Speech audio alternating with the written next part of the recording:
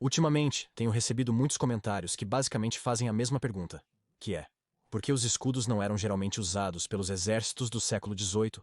Agora, eu digo geralmente porque sei que você está aí, Lucas, e está pronto para atacar com algumas imagens realmente legais, e fontes sobre como algumas unidades de, por exemplo, cavalaria espanhola realmente usavam escudos. E tenho certeza de que existem muitos outros exemplos, além disso, se você realmente se aprofundar.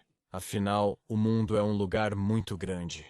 E os mais de 100 anos do longo século XVIII é um longo período.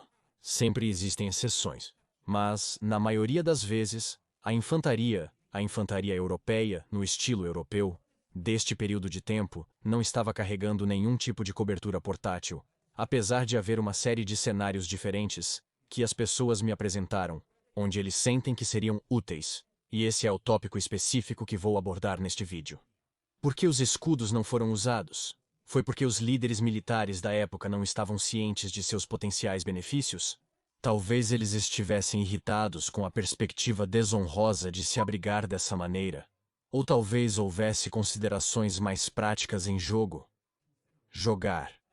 Quão eficaz uma ferramenta poderia ter sido em um campo de batalha do século XVIII?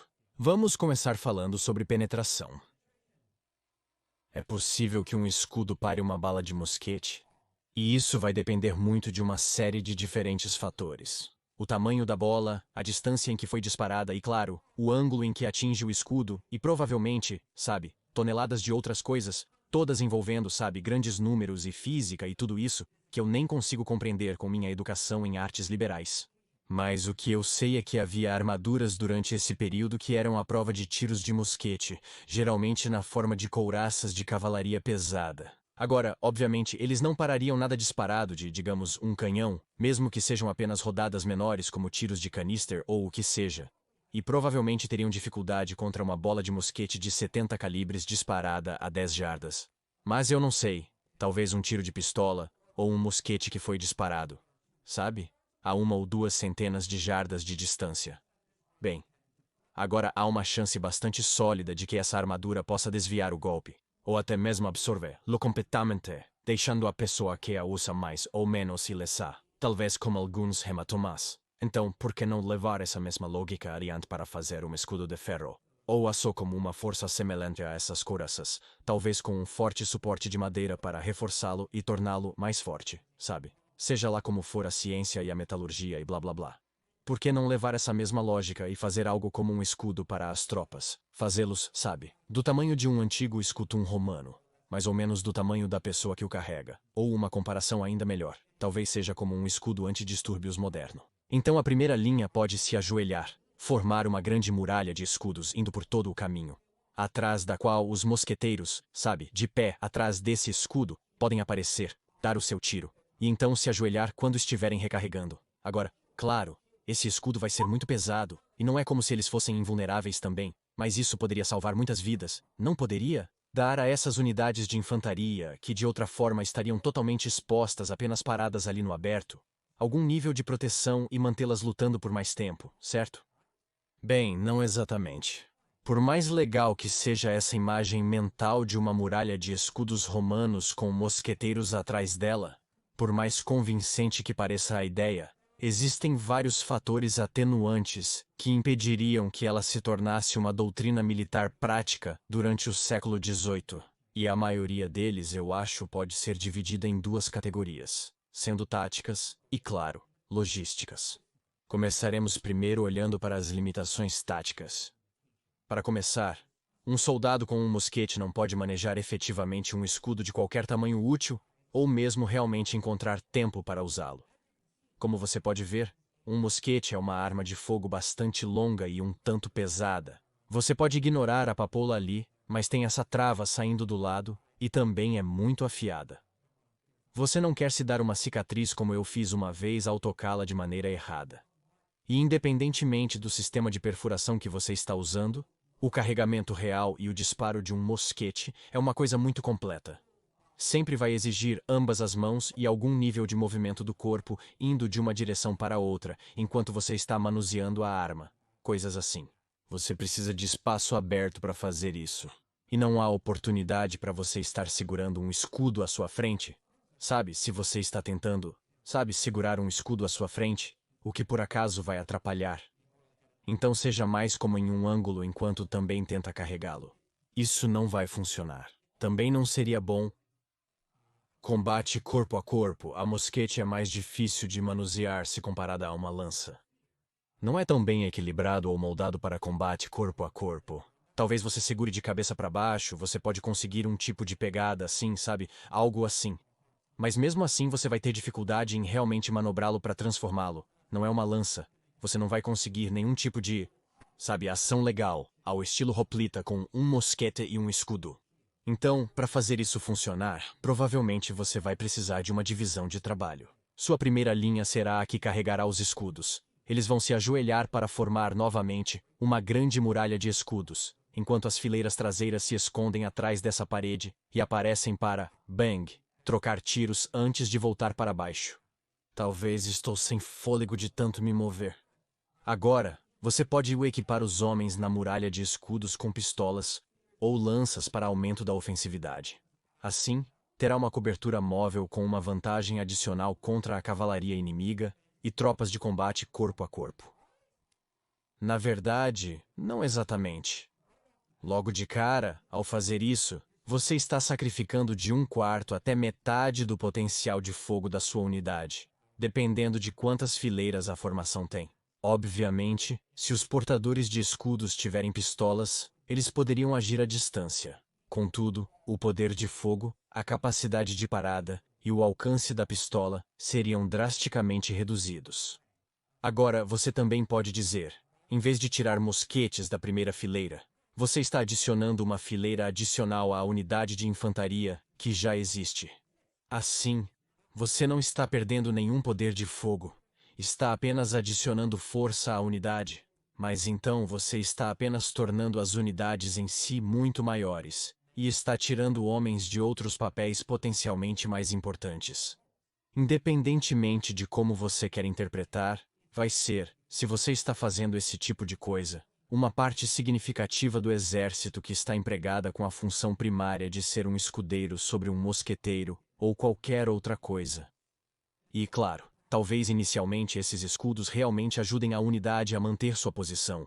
Ajudem eles a, você sabe, resistir a mais fogo, mesmo contra um inimigo que talvez tenha mais mosquetes porque eles não usaram os escudos, ou seja lá o que for. Haveria algum valor nisso, certo? Mas realmente a vantagem só viria a um alcance estendido, quando a mosquetaria vai ser menos eficaz de qualquer maneira. Quanto mais o oponente se aproxima da sua muralha de escudos, mais e mais rodadas vão ser bem direcionadas e perfurando diretamente através desses escudos. A muralha de escudos estaria no seu ponto mais forte, quando os mosquetes que eles estão defendendo estão no seu ponto mais fraco, porque os oponentes estão realmente longe, o que significa que as rodadas do oponente são menos propensas a penetrar. E por sua vez, quando os mosquetes do inimigo estão no seu ponto mais poderoso, quando eles estão bem perto, e quando a sua mosquetaria também pode ter um impacto realmente bom, bem, é quando o escudo vai estar no seu ponto mais fraco, no seu ponto menos útil. E nesse momento, quando o inimigo está realmente perto e eles estão despejando seu fogo de artilharia agora preciso e numericamente superior, bem, é quando os caras com os novos escudos de queijo suíço, eles vão realmente começar a desejar que tivessem mosquetes em vez disso. Então, conforme o inimigo se aproxima, talvez lancem uma carga de baioneta. O lado com o escudo lança uma carga de baioneta, ou nesse caso, uma carga de espada e escudo. Bem, então é claro, vai haver uma clara vantagem que eu realmente não posso dispensar. Um homem com uma lança ou uma espada e um escudo, eles vão ter uma boa vantagem sobre o cara com apenas uma baioneta. Mas então, o problema é realmente chegar perto o suficiente para usar essa vantagem, o que muitas vezes não acontecia porque você está carregando um inimigo que está, bem, atirando em você. Assim, voltamos à antiga relação força-distância.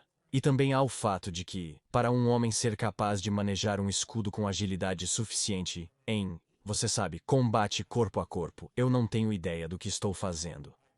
Eu não sou um praticante de EMA, mas para ser capaz de usar essa espada e escudo, o escudo vai ter que ser um pouco mais leve do que seria necessário para parar de forma confiável essas balas de mosquete a uma distância apropriada para fazê-las funcionar.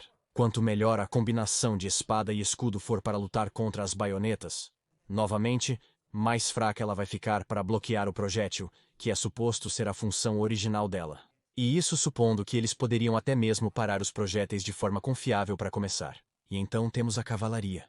E eu não acho que preciso me aprofundar no valor de uma muralha de escudos contra uma força de cavalaria em carga. Principalmente porque esse valor seria exatamente o mesmo que o de um quadrado de infantaria regular. E dado o quão raro era ver um quadrado quebrado, bem, nesse cenário particular, o escudo parece meio supérfluo. Então, no geral, se você fosse um mosqueteiro nesse período, você preferiria um portador de escudo à sua frente em vez de outro mosquete? Bem, talvez, depende. Existem definitivamente muitos cenários diferentes, absolutamente, onde isso poderia salvar sua vida. Mas então existem muitos outros exemplos onde realmente não seria tão útil para você. É importante lembrar que se você é um soldado, sua vida individual não é o que realmente importa, não é mesmo? Nenhuma luta individual ou confronto corpo a corpo entre dois caras em formações maiores. Nada disso vai ser o que o exército realmente se importa. O principal trabalho do exército não é manter você vivo, é vencer o objetivo. Agora, claro, sim, manter os soldados vivos é geralmente preferível e uma parte importante para vencer os objetivos. Se todos morrerem, você não pode vencer os objetivos. Ninguém quer que seus homens morram, mas em última análise, grande parte da doutrina militar, novamente, em última análise, tem que ser uma aritmética mortal, não é? Precisamos tomar aquela colina. Quantas vidas isso vai nos custar? E vale a pena? Apenas 100 homens morreram? Sim, tudo bem. Vale a pena por causa de considerações mais amplas. O escudo à sua frente individualmente pode salvar sua vida, mas isso não significa que aquele soldado não poderia ser melhor aplicado em outro lugar com um mosquete. E correndo o risco de me adiantar aqui, vamos recuar um pouco. Vamos falar sobre mobilidade. Como eu disse, para que este escudo realmente resista a um tiro de mosquete, mesmo a uma boa distância, ele terá que ser bastante grosso e pesado. Considerando números da Wikipédia, um escudo romano, Scutum, pesava aproximadamente 10 kg, tinha 6 mm de espessura e era de madeira. Parece ter um núcleo de metal, mas é principalmente de madeira. Não resiste a uma bala, pesa cerca de 10 kg. Presumindo que esses escudos teóricos nossos sejam de um tamanho similar, meio que do tamanho de um escudo de motim, basicamente, mas com muito mais metal junto com a madeira por, novamente, razões óbvias, esse escudo vai ficar bem pesado, especialmente quando comparado a um mosquete de cerca de 4 quilos. Escudos grandes significam soldados mais lentos. Eles não conseguem marchar ou correr tão rápido. Eles não conseguem se posicionar tão rapidamente. Toda a linha vai ser retardada durante uma era em que manobras rápidas e precisas entre grandes grupos de homens estavam se tornando cada vez mais importantes. Eu falei sobre isso no último vídeo. Toda vez que essa unidade se move, os portadores vão estar pegando e carregando esses escudos, tentando acompanhar os homens do mosquete. Muito mais levemente equipados e muito mais rápidos. Eles podem até precisar ser mais móveis do que o soldado médio, porque enquanto um homem do mosquete poderia realmente estar em qualquer lugar na linha, e ainda assim ser capaz de desempenhar seu dever, o portador do escudo precisa garantir que ele está na frente. Caso contrário, vai ser inútil.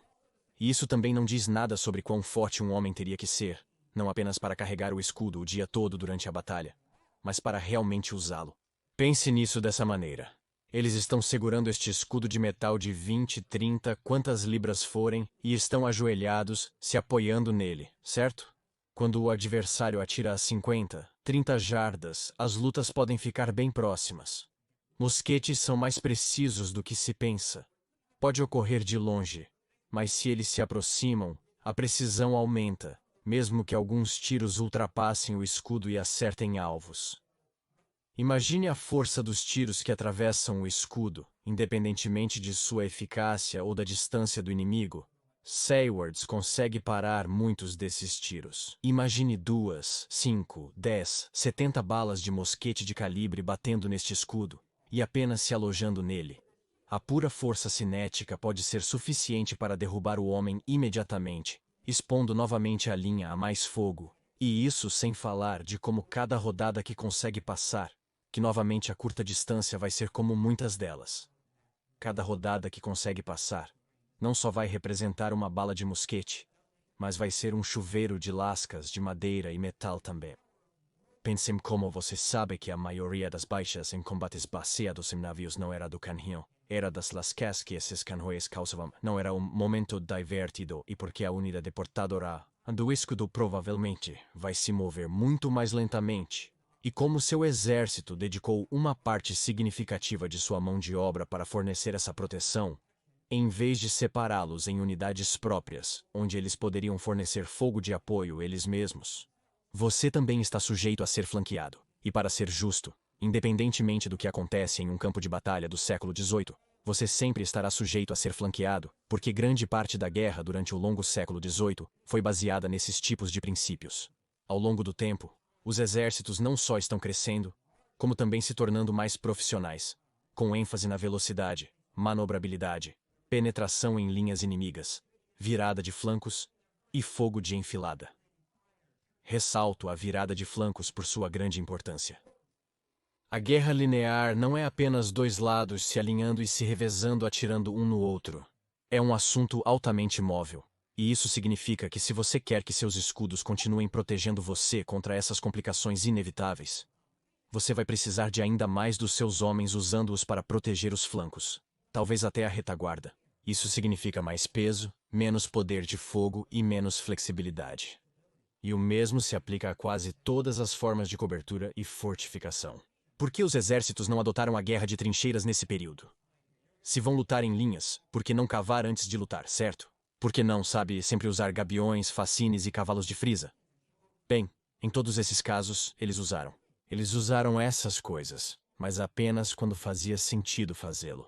Quando as condições do campo de batalha, seja, sabe, em um cerco ou em algum tipo de terreno difícil que impedia a manobra, seja o que for, sempre que a situação basicamente força o oponente a atacar de uma direção definida, e quando um exército tinha tempo para preparar esses tipos de posições fortificadas cobertas, então eles as usariam. Mas caso contrário, se você está apenas lutando em um vasto campo aberto e decide se enterrar bem no local, bem, o que impede o inimigo de simplesmente contornar a trincheira? E se você está se enterrando em um círculo onde eles não podem simplesmente contornar? Bem, porque eles simplesmente não passam direto por suas defesas. Eles vão queimar seu campo e sua capital, e você não vai ter sorte alguma. Quer dizer, novamente, existem situações em que a fortificação faz sentido. E quando fazia sentido, era usada. Essa ideia de lutar atrás de uma cobertura não era nada nova. Não era vista como desonrosa ou algo assim. Era muito, muito comum, mas apenas quando fazia sentido. Agora, tudo isso junto, representa apenas algumas das considerações táticas que eu poderia pensar. E tenho certeza de que há muito mais que poderíamos abordar, como o fato de que esses escudos seriam praticamente inúteis contra a artilharia, por exemplo. Mas, ainda assim, talvez você não esteja convencido. Você sente que ainda existem vantagens oferecidas por um escudo ou uma pavise, ou algum outro tipo de cobertura que superariam as desvantagens. Talvez, por exemplo, em um combate corpo a corpo, se colocássemos escudos nas costas dos homens, eles não teriam cobertura total, mas poderiam ter alguma proteção ao se virar para recarregar. Certamente, há algum método que as pessoas não perceberam na época. E tenho certeza de que muitos estão pensando nisso e deixando suas ideias na seção de comentários. Bem, agora chegamos à nossa segunda categoria, uma das maiores razões pelas quais nenhuma dessas técnicas acabou entrando nos livros de história, e isso sendo logística. Logo falaremos de logística após a palavra de nosso patrocinador, Exter. Então, falamos muito sobre como os escudos não são terrivelmente práticos em um sentido tático. Mas você sabe o que é não apenas incrivelmente útil no campo de batalha, mas também extremamente tático? É ainda melhor do que ser tático. Isso mesmo, é a carteira Exter. Agora, eu não posso prometer que a carteira extra vai parar uma saraivada de tiros de mosquete, mas vai parar uma tentativa de roubo RFID por causa da tecnologia. Não sei o funcionamento, mas a Extra possui. Sabe o que mais essa tecnologia consegue? Não essa, mas uma outra que eles também possuem. Sim, ele pode achar sua carteira perdida usando um cartão solar e um aplicativo fácil. Ah, mas Brandon, você vai me apontar. Há muito mais na doutrina militar do que apenas coisas táticas. Você afirmou que as logísticas são o que realmente importa no fim do dia. Entendo, mas sabe de uma coisa? Carteiras extras são logísticas como tudo. Olhe para este design elegante. Cartões de dinheiro comportam tudo em uma fração do tamanho da carteira tradicional. Se necessitar de um desdobramento rápido de seus ativos mais fortes, crucial em um campo de batalha, olhe para isso. Aperte o botão, os cartões deslizam imediatamente. Não só você será capaz de usar qual peça de crédito é mais valiosa para você naquele momento, mas você vai parecer muito legal fazendo isso. Tipo, não estou inventando isso para o anúncio. Eu realmente fui elogiado várias vezes, na verdade, pela carteira em público porque as pessoas gostam do pequeno clique. Eles acham isso legal. Eles acham isso interessante. Enfim, eu realmente gosto da minha carteira. Adoro trabalhar com a Exter, e estou muito feliz que eles decidiram continuar patrocinando esses vídeos. Então visite o link na descrição abaixo para conferir a venda de primavera deles de agora até 15 de maio, onde você pode obter até 30% de desconto em todo o sítio sendo meu código BRANDONF. Agora, vamos voltar para aquelas logísticas. Vamos começar, é claro, com o custo. Nesse período, os exércitos estão se expandindo, e como mencionado, esses escudos precisariam ser bem grossos. Fornecê-los em números significativos exigiria muito dinheiro, muito metal e, claro, muita mão de obra. Fazer um escudo não é apenas uma questão de rebitar uma placa de aço em alguma madeira. Há uma arte nisso, e isso significa especialistas, ferreiros, assim como você precisa de um armeiro para um mosquete e um ferreiro para uma baioneta. Você precisa de um homem que saiba como fazer esses escudos. E todas essas são formas de capital. Capital que poderia ser empregado de outra forma por uma economia para produzir canhões, mosquetes, munições, baionetas, todos os tipos de outras ferramentas de guerra encantadoras. Agora, para ser justo, se os escudos fossem de fato dispositivos altamente práticos, se funcionassem consistentemente salvando vidas e vencendo batalhas, se apenas tornassem uma unidade mais forte sem desvantagens significativas, então sim, o custo valeria a pena. Quer dizer, caramba, essa coisa dificilmente é a arma mais confiável já criada pelo homem, mas eram os melhores dispositivos que eles tinham na época, e portanto, apesar das regulares, você sabe, falhas, você sabe, como o que o pó faz com que falhas de ignição sejam uma certeza. Apesar dessas desvantagens inerentes, eles ainda eram produzidos em massa e utilizados apesar de sua complexidade, apesar do custo. Tudo isso valia a pena porque o mosquete, bem, funcionava, em última análise, para os propósitos militares. Cada peça de equipamento militar tem uma enorme cadeia logística. Não é como se produzir um escudo fosse desproporcionalmente mais caro do que qualquer outro tipo de equipamento, certo? Mas os escudos não eram peças práticas de equipamento na maioria das vezes. Dos cenários como um mosquete ou baioneta seriam. Simplesmente não havia uso suficiente para eles para justificar os níveis inerentes de despesa e complexidade logística que eles adicionariam. Não é apenas uma questão de construir a infraestrutura necessária para produzir o escudo. Também é uma questão de treinar um corpo separado de homens em como usá-los e garantir que eles sejam implantados no exército de maneiras apropriadas e blá blá blá blá. É outro item grande e muito específico para manter em campo. E o mais importante de tudo, é apenas mais uma coisa nesse campo para começar.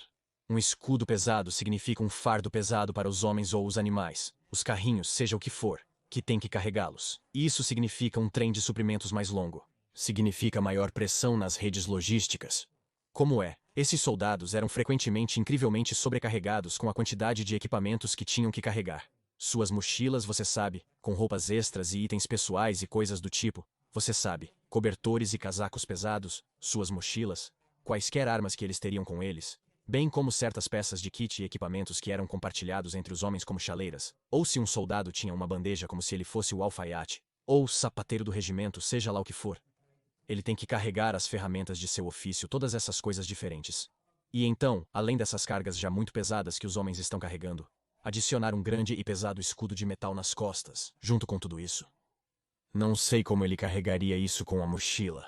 Teria que ser em seus braços, ou algum outro sistema louco teria que ser inventado para isso.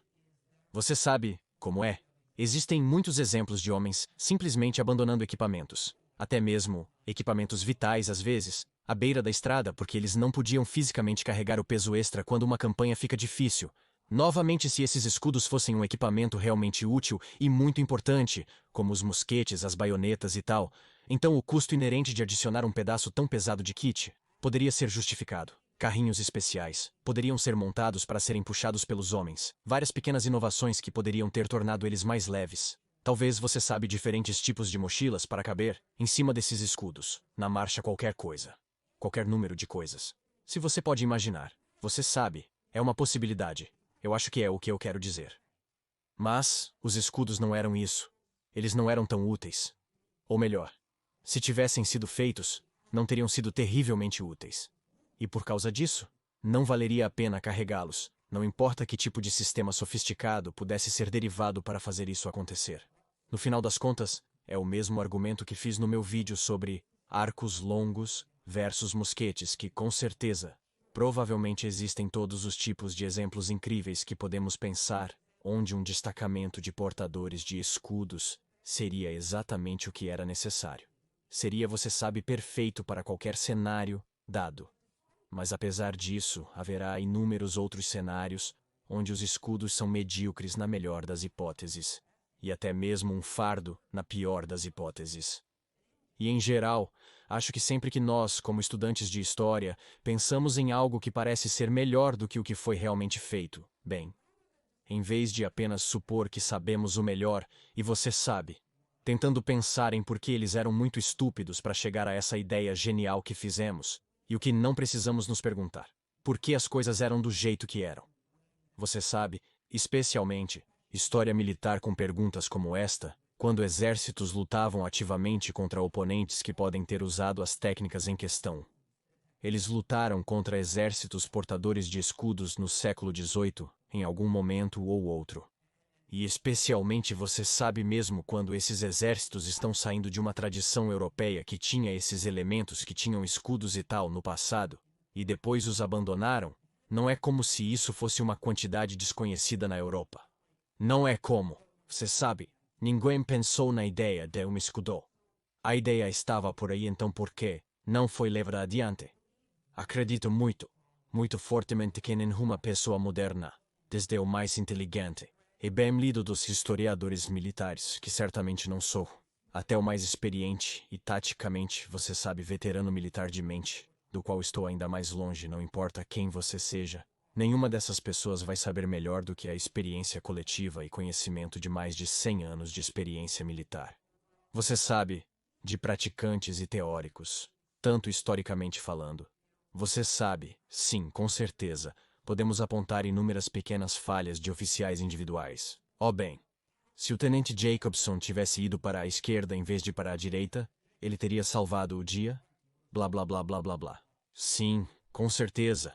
Podemos discorrer infinitamente sobre as falhas de campanhas particulares e tal, mas sentar em nossas torres de marfim deplorando a simples estupidez coletiva de literalmente milhões e milhões de pessoas cujas vidas inteiras foram dedicadas a realmente fazer essas coisas. Bem, isso me parece tolo. Portanto, quando pensar numa ideia que parece clara e que mudaria como as coisas sempre foram feitas, não só militarmente, mas em qualquer área, como economia ou agricultura, como por exemplo, por que não fazer rotação de culturas? Parece tão simples. Tente não fazer suposições sobre por que não era assim. Em vez disso, busque conhecimento adicional. Procure mais fontes porque você pode se surpreender ao descobrir que, na verdade, o conceito de rotação de culturas, ele existia e as pessoas o estavam usando. Sabe? Meio que sempre que as pessoas falam sobre infantaria leve e táticas de guerrilha na Guerra da Independência Americana, então elas se surpreendem ao ouvir que, sabe, tanto os britânicos quanto os rebeldes americanos estavam usando-as. Ou você pode apenas aprender que, se não foi feito, talvez haja realmente um bom motivo para isso ter sido o caso. Trata-se de dar mais crédito a essas figuras históricas e abordar a lógica de um período de tempo com abertura em vez de rejeição. E isso, eu acho, torna a história e o estudo da história muito mais ricos e interessantes. E nada dessa exibição aqui no final é para envergonhar ou culpar qualquer indivíduo que me fez essa pergunta, porque é uma pergunta válida. Na verdade, é uma pergunta muito boa. E é uma linha de pensamento bastante natural, eu acho. À medida que alguém aprende mais e mais sobre a lógica por trás da guerra linear, eles pensam, bem, você sabe, se é tudo assim, por que eles não fizeram isso? Essa é uma pergunta natural a se fazer. Não há vergonha em alguém fazer uma pergunta assim. A única vergonha vem se eles apenas pulam para suposições. E essas suposições são a pior coisa possível a se supor.